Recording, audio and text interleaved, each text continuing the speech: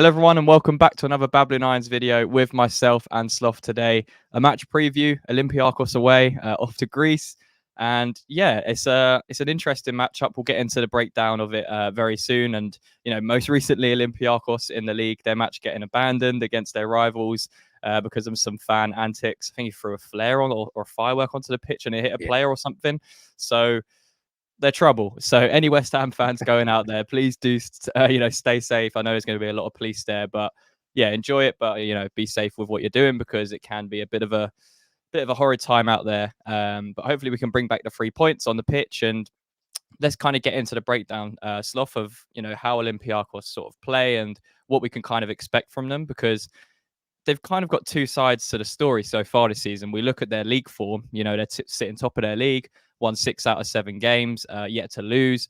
They've scored like 22 goals and conceded just two goals. So they're averaging like over 3 goals a game, which is pretty crazy. But again, that's just their league form. You then look at the kind of Europa League campaign so far, yet to get a win. They lost at home to Freiburg, I think 3-2 in their first game. And then they went away to TSC or TBSC and drew 2-2 and went down to 10 men. So they're yet to get a win in Europa League. I'm sure they're going to be itching to get one. We're sitting top of the Europa League with 2 wins out of 2. So what do you kind of expect from this game? Because, European matches are always tough, and this is going to be a tough, hostile atmosphere. Do you see us kind of handling that okay? Does our European experience of the last couple of years kind of help us in this situation? I think our experience will come into play. Obviously, we're not quite as experienced as Olympiacos, who they're kind of, well, they were European regulars for a long, long time, and it's always a spicy place to go, really, isn't it? If you when you look at Greek football, away support is I don't want to say at risk, but it's always a bit tasty, and I think it will be a real cauldron when we play. Fans might well know a few of the players that they have. Daniel Podence, who's on loan from Wolves. He is featuring for Olympiacos. They also have ex-Manchester City forward Jovetic, who I believe we actually also tried to sign once upon a time. What a throwback that is, that name. Yeah. So, I mean, he is. So they have, as we'll go into, a profile of forward who is quite big, physical, and likes to get on the end of a ball. Podence being one of the main outlets to deliver those balls.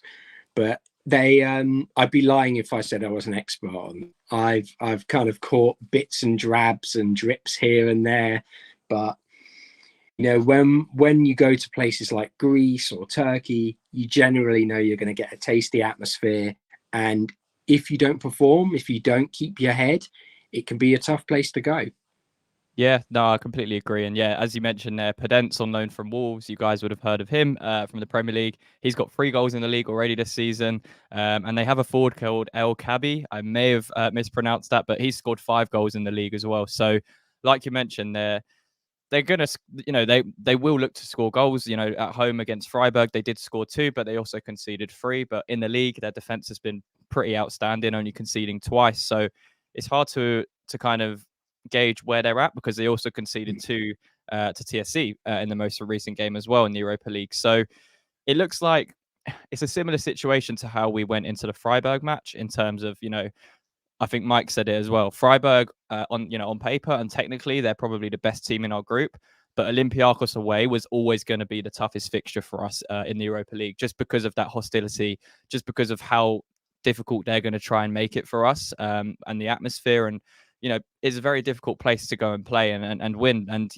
English teams have been to Olympiacos throughout the years and struggled. This isn't just a West Ham thing. This isn't a notorious thing. They will make it very difficult for us.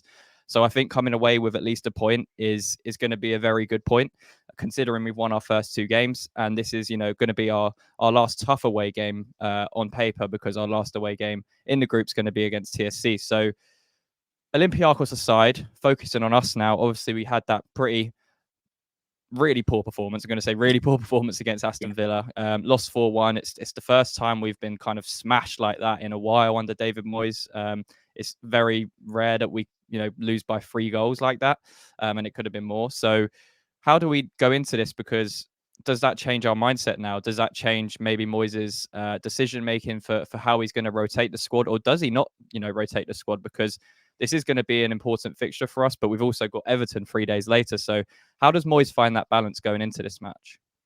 I think there's got to be an element of rotation. I mean, let's not kid ourselves. Finishing top of the Europa League is to be the most important thing, because it's just going to help with the draw going forward. And if we can get it done and sorted, we can rotate a little bit going forward into the next few games, particularly as they'll be home games. But it's a tough game. I expect any sort of rotation to be strong, which we are quite lucky that we do have some quality. I wouldn't be surprised if someone like Cornet gets a run out. If Benrahma can get in the side, that'd be good, I think, as well.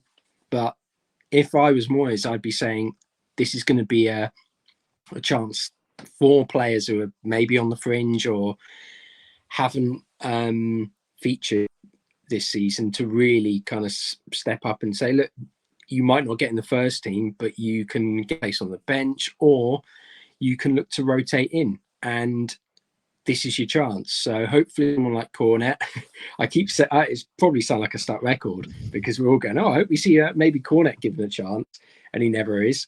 But I would like that sort of thing to happen. I think that's probably the best thing as well with the Everton game in such a short space of time.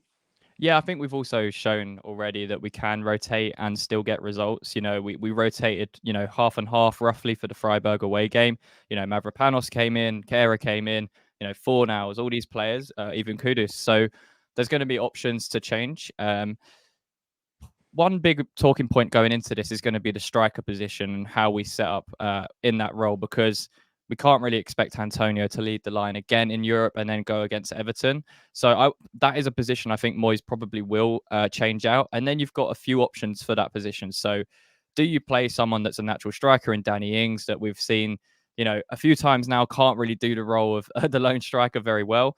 Does he then turn to youth and give Mubama a trusted chance this early in the Europa League group stages? Or does he go to someone like Bowen or Kudus to kind of fill that gap and play as the striker role, as Bowen did against Freiburg? And we kind of interchanged as well with that front three. Out of those three options, what do you see as the most likely, and what would you like to see personally? I think the most likely is probably Bowen going up top, getting that chance to rotate. However, I do think that the best option would be Mubama. I just think it's almost like a free hit for him. Is to say, look, go out and impress me. This is a good side, and this is going to be a game that you haven't experienced before. This sort of atmosphere is going to be something totally fresh for him. And if you've got someone like Kudus in behind him, you can link up with him. You've got a quality player around you. I think you'll probably go with Bowen, just because, as we said, it's a bit more experience, and it'll be Bowen or Ings, won't it? I can't see him. I can't see him picking Mubama. I would love to be wrong, because I do think he deserves a chance. I think he suits our system so much more than Danny Ings, and when you've got the likes of Kudus, who can bring experience from Europe in particular, if Benrahma's rotating in, you've got players around him who can help him, who can boost him, and they're not going to get on his back really early in the game. If he's making a few mistakes or he's not linking up, they're not going to get on his back. But I think he might well go with Ings up top. I think for me as well, also with Mubama, is, he's got that flexibility that Moyes probably likes in a striker. He can drift out and play on the right hand side. He's done it for the youth team, and he can play through the central line. So when we're trying to take Antonio out of the equation, which a lot of Moyes' style revolves around, then dropping Antonio in the short term for me isn't a solution, because we haven't proven that we can work without him yet. And that's going to be a big talking point in January, is can we find that big long-term replacement to fill that gap of Antonio, and then have Antonio on the bench, as opposed to relying on Antonio for 90 minutes or 60 to 75 minutes in the league, and then going to have to do it in Europe again. So for me, this is like you mentioned, a perfect opportunity to play Mubama, to play him in an environment where it's going to be tough. We're going to have to see what his character's made of, if that's what Moyes wants to assess, because we're not going to get a better chance to do it than these kinds of games, because the league and the money in the league is so important to clubs now. So it's hard to give youth a chance. In that aspect, I kind of understand it, but when you've got European football and you've got cup football, there's no excuse not to be giving him minutes, especially if the alternative is someone like Danny Ings who just can't play the system. So for me, I would be playing Mubama as well. If Moyes wants to play that flexible front three, if he wants to put Ben Rama on the left, Bowen on the right, and then Mubama up top with Kudus in the middle, absolutely love to see that. Even maybe someone like Fornals in behind, and maybe move Kudus out wide and give Bowen a rest to start with. I don't know. There's a lot of different options we can do, and then you look at the defensive side of things. Emerson's going to be suspended for the league, so you'd expect him to start in the Europa League. And then you've got Kera, Mavropanos, and then even the name we mentioned recently on one of our videos, Ben Johnson, might get a look in at right back. So there's definitely options to rotate. What about the midfield? Because we've said about the importance of Paqueta, but again, we don't want to be overusing these players. Alvarez, again, someone that looked very tired against Aston Villa and didn't have his best game. Would you be looking to rotate those players, or would you keep those kind of key midfield players in the team and then rotate kind of around those? I would look to change a little bit, give someone like Paqueta a rest, keep him on the bench. There's no harm in it. If it's 0-0 after 60 minutes, or if we're a goal down, bring him on at that point in time. Like it's no secret that he's our best kind of creator and an outlet in the midfield. But I do think we need to be rotating more. I know that's not necessarily Moyes' favourite thing, but I think given the squad size, it just makes sense. If you want to play Fornal in the middle, which is he's far more comfortable with, and if we wanted to play Suchek, then he can be that experience who knows the side, and he has experience in this kind of atmosphere. Because let's face it, the Czech Republic games, they're another crowd, they're another European crowd that tend to be very hostile towards the away fans. So it's one of those games where you can say to him, look, try and mop up everything, win every aerial duel, and let the people around you who are a bit more fresh try and do most of the creating or a lot of the kind of work rate. But I do think that having one or two experienced heads as opposed to the same layout is the way to go forward.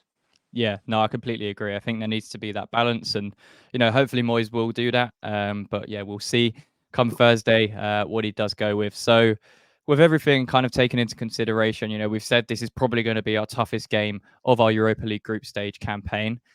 How do you see this one going? What's your kind of score prediction going into this one? Because it is hard to call, really. I can see him scoring. I can see him getting a goal. I think whether it's from a set piece or maybe just a bit of a mistake, they have got a centre midfield, Mady Kamara, who I'm a big fan of. Like I remember he used to be at Salzburg, and the Red Bull Academy product, and he is a bit of a workhorse in the centre mid. So it wouldn't surprise me if someone like him just caught someone cold and nipped in and they broke. But as I said, they tend to be quite a physical side, playing crosses in.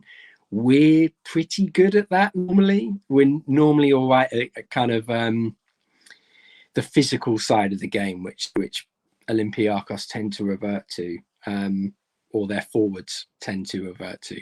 But yeah, I can see them scoring a goal. But I would like to think we perhaps nick it 2-1, maybe 3. But again, this is the kind of game where if players get their heads down, that atmosphere is what we know a Greek side can bring, then it could be a bit of a banana skin, maybe 2-0. Yeah, no, I'm stuck because after that Aston Villa performance, is kind of my confidence has gone a little bit down, just because of how we played. But again, we've been pretty good so far this season, so I'm kind of trying to treat it as an anomaly. But yeah, with this, it's going to be very tough. It's going to be very, very tough going there. But they've already shown that they are kind of susceptible defensively in the Europa League. Conceding 5 goals in their opening 2 games in the group stage. They're definitely not as defensively solid as their league form suggests. So I think for that reason, if we've got the good mix of rotation and experience, like you mentioned, we should be able to win this game, similar to the Freiburg situation. And I'm pretty interested to see how we set up, whether we're going to just sit off and give Olympiacos possession of the ball, or we're going to try and, control the match and, maybe impose ourselves a little bit more. But in terms of Olympiacos, it's also interesting to see how they approach it, whether they give us some respect, because there's been a few times over the last couple of years where European teams have kind of sat back off of us for the first 10, 15 minutes, but then thought, actually, this isn't how they like to play. Let me get on the ball a bit more. And we start to regress and we start to kind of soak up the pressure. So it's going to be an interesting game. I'm kind of in agreement with you. I think it's going to either go either way, but I'm going to be positive. I think we might win 2-1, similar to the Freiburg game. I think we'll have chances. I think we'll waste chances, and I think we'll concede. But I do think we're going to edge it, and hopefully we'll get 9 points from 9 to start our Europa League campaign group stage. But yeah, that's going to be all for today's match preview. Make sure to leave a like on the video, subscribe to the YouTube channel as well if you are new, and leave a comment down below. What do you think the score is going to be? Would love to see your predictions, and we'll be replying to those in the comments. So yeah, hopefully we can get the win this Thursday and continue our good Europa League form, unbeaten in a long time. So yeah, let's keep it going. And yeah, Sloth, until next time, come on, you Irons.